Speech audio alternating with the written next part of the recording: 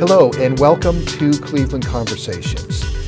In 1999, the women's national team won the World Cup. It was a stunningly successful event and really helped grow the popularity of the sport, not just in the United States, but globally as well. For those of you who are not aware, women's soccer in the greater Cleveland area is a very strong and thriving sport as well. In Cleveland, we do have a Division I soccer program at Cleveland State University. And it's my pleasure to welcome our guest today, Coach Mark Sappington, who is the coach of the women's soccer team. Welcome, Mark. Hey, thank you for having me. I'm pleasure to be here. Great. This is your second year at Cleveland State. What attracted you to this university? Yeah, I think the city itself is a massive attraction. With Cleveland, I think it's the best of both worlds. You have the city vibes. You also, shortly just outside of the city, you have all the nature you could want with the lake, with hiking and biking trails, all that stuff. So the area to me was very appealing. But the school in itself, with the academic prowess that Cleveland State has, you look at the law school, engineering, you look at all the medical fields. The school was very attractive, and the program itself. I really saw it was a program that could grow and be thriving within the Horizon League, given all of the highlights of the city and the school itself. So how's the season going? Season's going well. We're in the middle of a kind of a rebuild from last year to this year. We have grown drastically in this second season comparatively to last year, but it's an ever-growing process. As programs try to turn around and grow, it takes time, right? It takes, you look at several different factors when it comes to it, from a recruiting, from a mentality standpoint, from a playing style standpoint. So this season in particular, we made vast improvement from last year, and I've been proud of how the girls have performed this year. Great. And when you came to the university, there's always going to be surprises and unexpected, both positive and negative. What were some of the relative challenges, strengths, and weaknesses that you found when you got here? Yeah, arriving at Cleveland State, I've been blessed enough to be at several successful programs prior to this as an assistant coach role, but coming to Cleveland State was actually my first kind of jump into the head coaching role. So some of that is you don't know what you don't know. So some of the challenges are self-inflicted. But then there's also challenges of any time you transition to a new area, a new program, as far as figuring out how things work at this institution, that institution, and then obviously the kind of chaotic turmoil of NCAA athletics in general, kind of all happening at the same time. So there's a lot to kind of navigate through, making sure your footing's right, stepping on the right steps, kind of whatnot. But from the transition initially with the institution in the program, a lot of the challenges kind of stemmed from how do we now learn and grow as one team, how do we learn and grow, develop as one team. And a lot of that is common language, common mentality, common vision, direction, how we think about the game. So the initial challenges is getting all those players at the one time to think about it in the same manner. Mm-hmm. And why coaching? How did you get into coaching? Yeah, that's a story. So coaching itself, I'll start with what I like about it. What I like about it is you have the ability to impact a young adult's, a young athlete's life from a mentorship standpoint. A big thing that kind of ignites my soul, if you will, is helping people achieve something that they didn't think was possible. If they were just sitting by themselves, they might not think, it's not going to happen. But no, we can all do this together. How I got into coaching was, I played in college. I was a goalkeeper in college. After college, I took a year off and I had 5 part-time jobs, and I said, well, this is not sustainable. So I went to grad school. My initial plan was to become a professor or work in data and analytics. At grad school, I helped out with the men and women's soccer program at Shippensburg University. And through my time there, I got very good relationships with the coaching staffs there. And they're like, Mark, you know you could do this as a career. And that was semi-mind-blowing to me. Mm-hmm. But then when I heard that and I started thinking about it more, I was like, no, like this is my passion. This is what kind of fills my cup. So from there, I was able to kind of take the next step at University of Scranton to kind of get my first foot in the door, if you will. And from there, it bounced around the east side of the U.S. and have wound up at Cleveland. Mm-hmm. And that's great. I know you're relatively new to the area, yep. But what are your thoughts about the soccer community in Greater Cleveland? Yeah, I think starting first with Ohio, you find little soccer hotbeds across the U.S. Ohio is one of them, and specifically the Greater Cleveland area, both men and women's. And so the ability to kind of be in that hotbed and be able to pull from that hotbed from a recruiting standpoint is massive, for sure. Mm-hmm. And let's talk a little bit more about recruiting. Yeah. What's your relative focus on players from Ohio, the more localized area, versus national, versus are you doing international recruiting? Yeah, I think our mentality is leave no stone unturned. Our mentality with recruiting is, this is the standard we're trying to meet. These are the boxes we need to be checked from a playing style standpoint and from a character and mentality standpoint.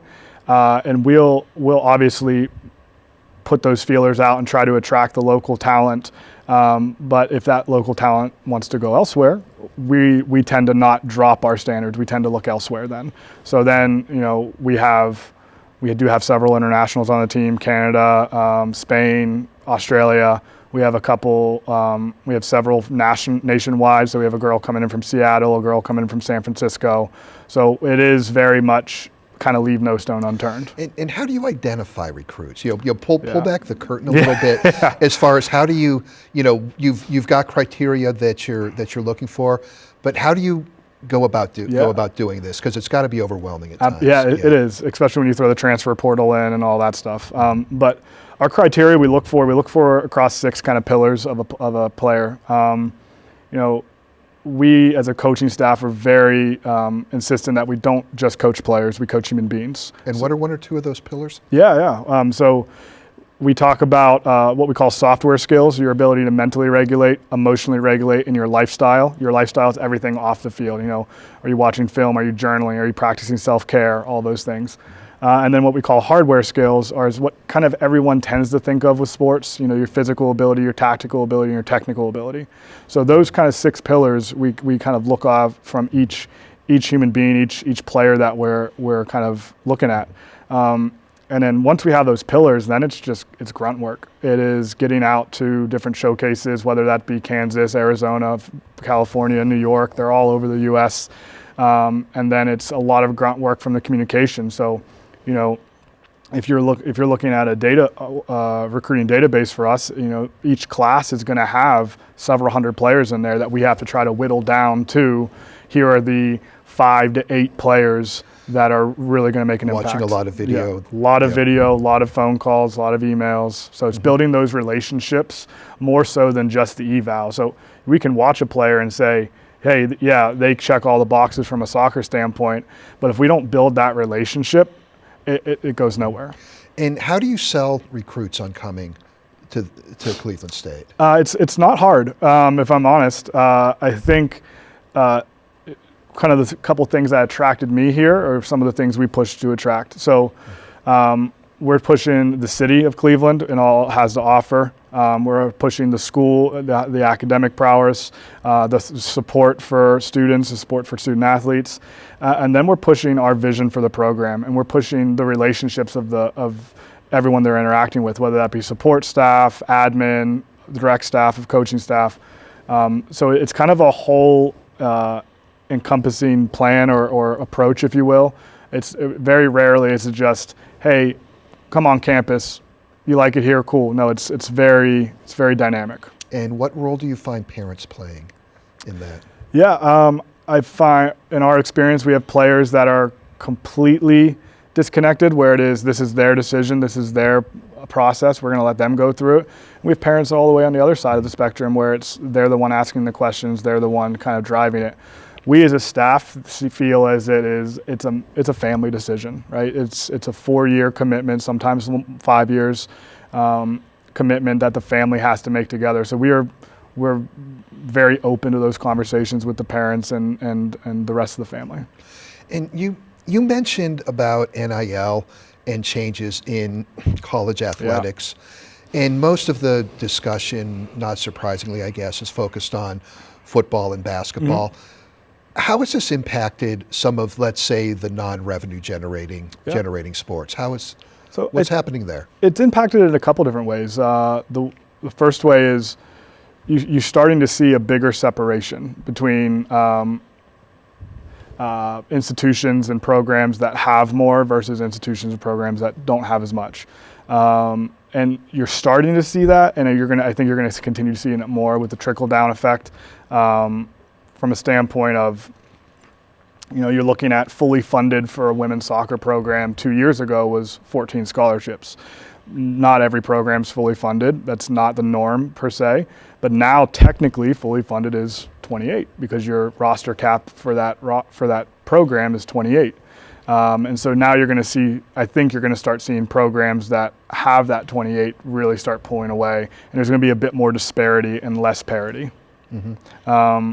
From that standpoint, that's talking about just the money aspect of it, but also the implementation of the 28 roster cap was a very big shock to a lot of mid-majors, from having to get down to that number that a lot of mid-majors might be holding 30, 32 spots on their team, but now having to get down to 28 was quite a bit of turmoil there. And do you think things are stabilizing now, or are things going to continue to? I have no idea. Yeah. I don't think anyone knows what to expect in the next 4 to 5 years of college athletics. The only thing we can do as a staff is keep plugging away and doing the best possible job we can. Mm-hmm. Let's talk about your current team. Yeah. Are there any players you'd like to highlight? Any success stories you'd like to share? Yeah, I mean, I think there's several. The first one that comes to my head is Maria Bacherdus. She's a 6-year senior. She is our central center back. She's a captain on our team. She's really, from day one when I first got here, she was kind of someone that I kind of identified, like she's bought in. She's got it all. She wants what's best for her teammates and her team above what's best for her. And that type of mentality is hard to come by. So you really kind of want to flourish it and keep it going. A couple other ones, we have a local girl, Tangi Sarver, plays forward for us. She's in her 4th year currently, and she's kind of stepped out of her shell and tucking some balls away in the net and whatnot. And then you see it across the board. I mean, when we're growing a program, a lot of times you start seeing younger talent step up as well. And, the likes of, Emily Tonkovich being a freshman that's started every single game this year, averaging 80-plus minutes a game. And then a sophomore, Cortland Hefty from Chicago, she's been tucking in some goals, finding some confidence here in the last several games. And I think that's what's great when you start building a program. You have younger talent really looking up to older talent, and it can kind of be kind of leading up and down the ladder, if you will. Mm-hmm. Excellent. And talk a little bit, if you would, about your assistant coaches and the role they're playing. Yeah. So for you. Our first assistant, Erica Ludwigkowski. She's from Central Pennsylvania. She played her college ball at Rider University in New Jersey. She was at Slippery Rock University for several years prior to us bringing her on board. She's fantastic, has a high knowledge of the game, very disciplined in her actions, very organized. She's younger, which I think is a massive positive. She's in her mid to late 20s, so the girls can really relate to her, kind of have the conversations. She has been fantastic as far as really that's like going back to that soccer knowledge aspect, kind of implementing some defensive structures within the program and team and how we're trying to set up.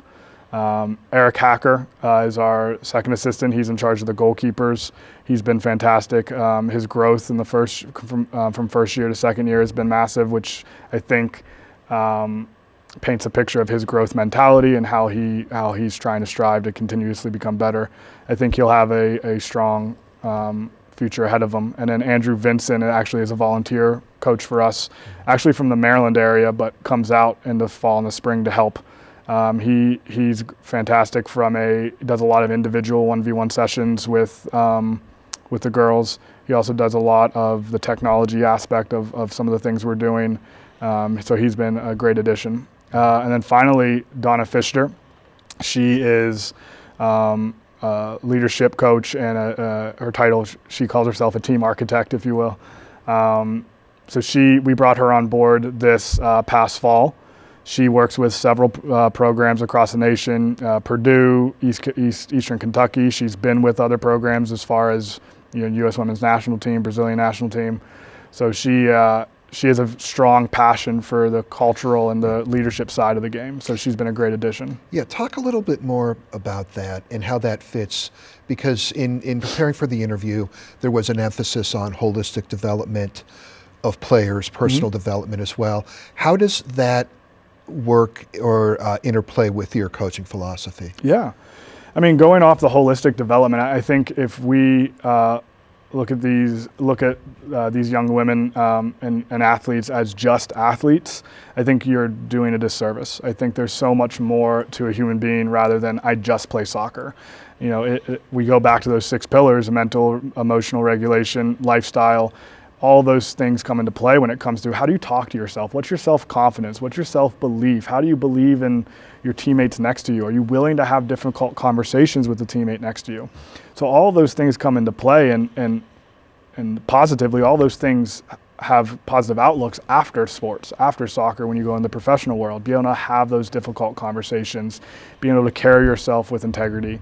So having an individual that's their sole focus in the coaching staff, we all are looking at it, we all are taking notes on it, but having one individual that's their sole focus, it's massive, because now you're developing the whole human. And if you can make someone the best version of themselves off the field, inherently it's going to come to play on the field. Let me ask you one other question. What would you say was not necessarily the biggest mistake you made when you were developing as a coach, but what you learned that you would like a redo on? Yeah, I think the biggest mistake or the biggest wish for a redo is, I've been, like I mentioned, I was blessed enough to be at several successful programs prior, and you start taking bits and pieces. Oh, I like that, I dislike that, and you start saying, well, this is how I want to do it when you become a head coach. And I think a mistake that I made initially was I tried to be all those things instead of just being myself. We talk about being the best version of yourself. I think there was a moment there or a period of time there where I was trying to be what I thought the best version of all these different people and ideas instead of just being me. And that would be something I would say take a redo on. And let's finish up with asking you to give some advice. You're a Division I soccer coach. Let's start with what advice you would give to aspiring coaches who are looking to get to the level that you're coaching at. Be hungry, be humble, understand you don't know what you don't know, and that's okay, but have that growth mentality where you want to continue to strive to constantly be learning and constantly being humble to say, I might not know that, but then have the confidence to make the decision of what direction you're choosing to go in those decisions. Mm-hmm. And what about players? Yeah. What advice would you give? And let me frame this question this way. The reality is not every player is going to be able to play at the Division I level. What would you say to players who were considering pursuing that? Yeah.